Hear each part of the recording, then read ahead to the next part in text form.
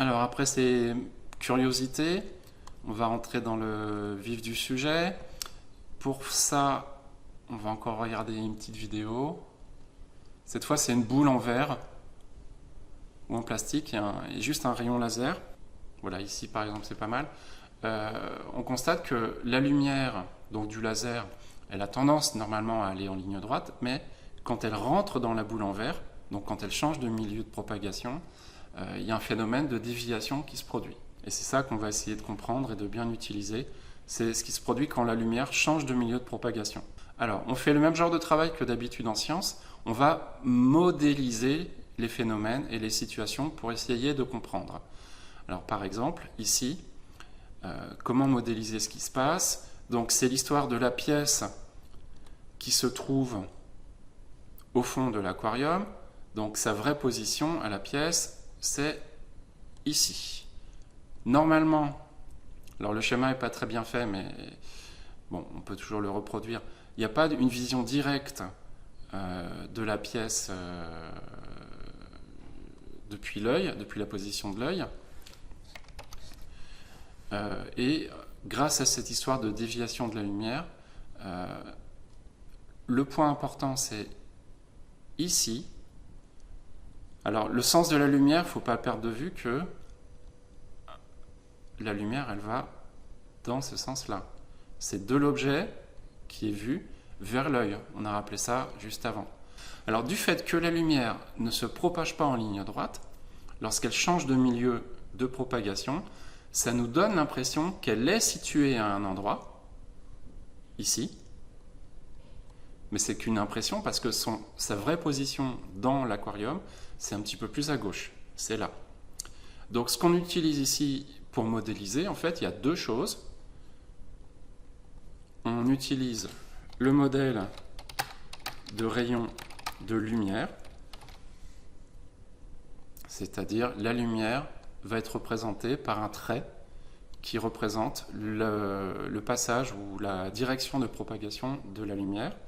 Et il y a une deuxième chose qu'on utilise, c'est le fait que la lumière ou le rayon est dévié en changeant de milieu de propagation. Voilà. Et ça va vraiment être très important et central dans tout ce qu'on va faire maintenant. Si on remonte aux différents phénomènes qu'on a vus, est-ce qu'il y a changement de milieu de propagation? Alors, quand la tasse est vide, il n'y a que de l'air, donc il n'y a rien à dire. Mais quand la tasse est remplie, il y a en effet de l'eau. Changement de milieu de propagation. Ici, on a clairement deux milieux, de l'eau et de l'air. Même chose ici. Avec une petite différence toutefois, c'est du verre à la place de l'eau. Même genre de choses ici. Alors on a même trois milieux en fait. Il y a de l'huile, de l'air, et puis l'eau. Pardon, pas d'eau. Le verre, je voulais dire. Non, le verre. D'accord, les récipients sont en verre. On a le milieu qui est le liquide jaune, c'est l'huile. Et puis le reste, notamment la partie qui se trouve au-dessus de l'huile dans le bécher et la partie qui se trouve dans l'huile dans le bécher, il y a aussi une différence. Donc de l'air ici, de l'huile. On a trois milieux de propagation. Et je voudrais revenir sur les deux images qui sont ici, notamment celle-là. Qu'est-ce que vous en pensez là? A priori, on dirait qu'il y a de l'eau. Mais si vous prenez le haut de l'arbre ici, la lumière, elle est issue du haut de l'arbre. Elle va arriver ici. Et puis, je vais avoir du mal à le représenter en 2D. Mais ensuite, cette lumière, elle poursuit sa route et elle va vers l'objectif de l'appareil photo. Dans la première partie de la propagation, quel est le milieu de propagation?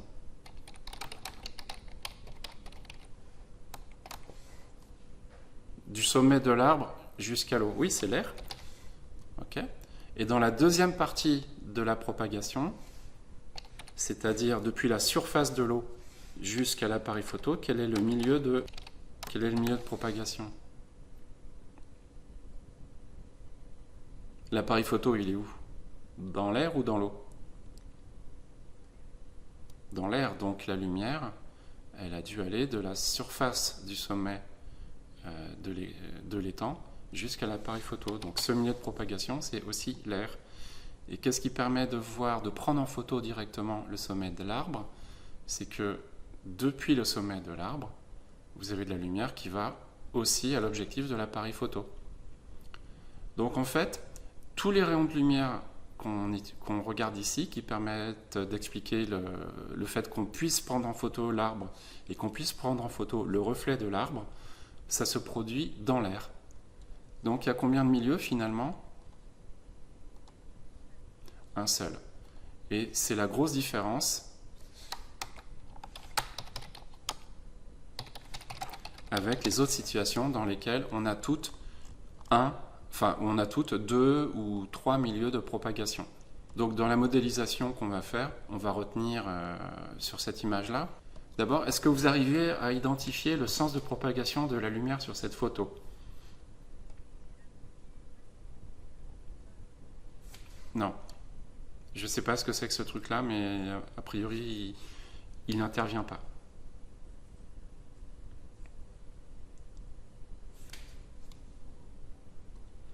Non.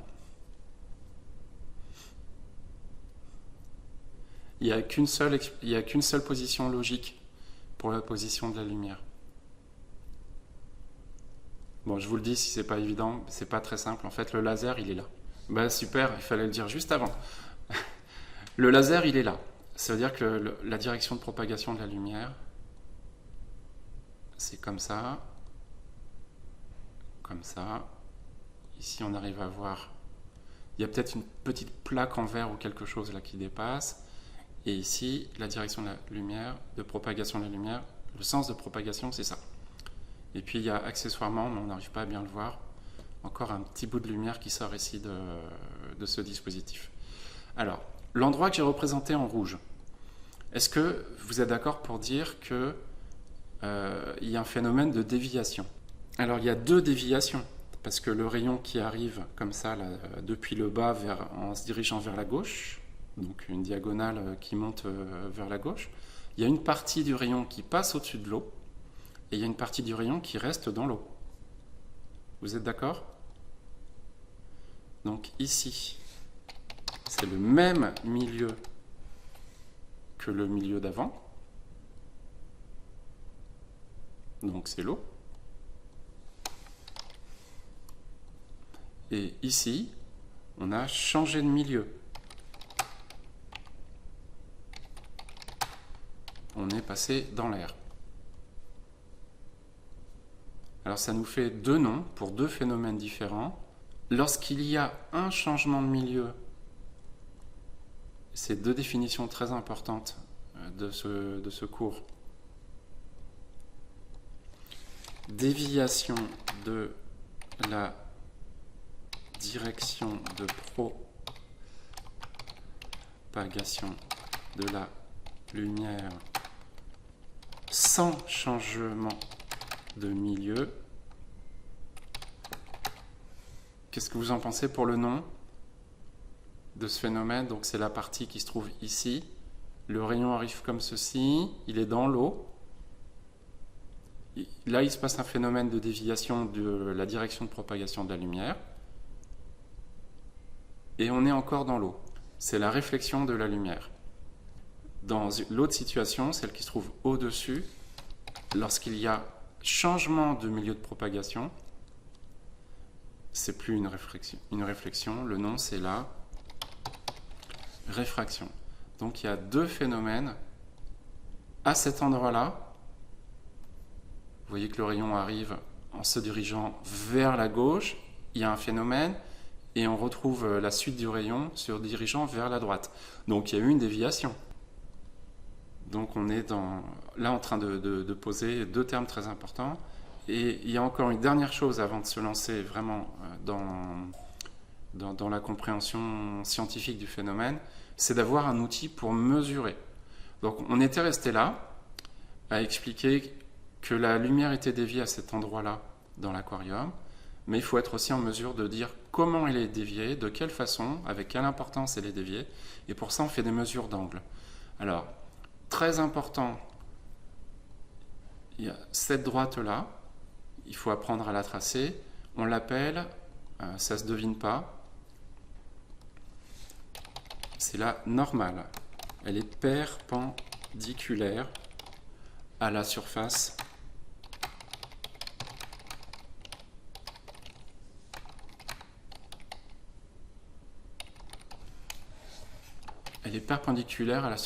de séparation des milieux.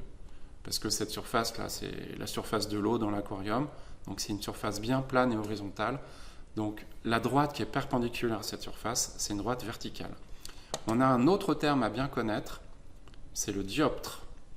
Le dioptre, il va être par ici.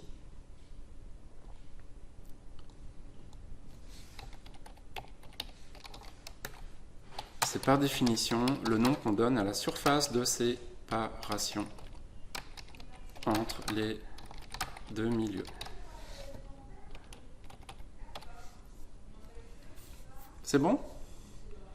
Deux nouveaux termes, la droite normale, le dioptre, et donc si vous regardez bien, les angles, ils sont clairement mesurés à partir de la droite normale, avec deux angles qui sont égaux, c'est entre le pointillé et ce rayon qui correspond au fait qu'on est dans le prolongement de la même droite par rapport au changement de milieu.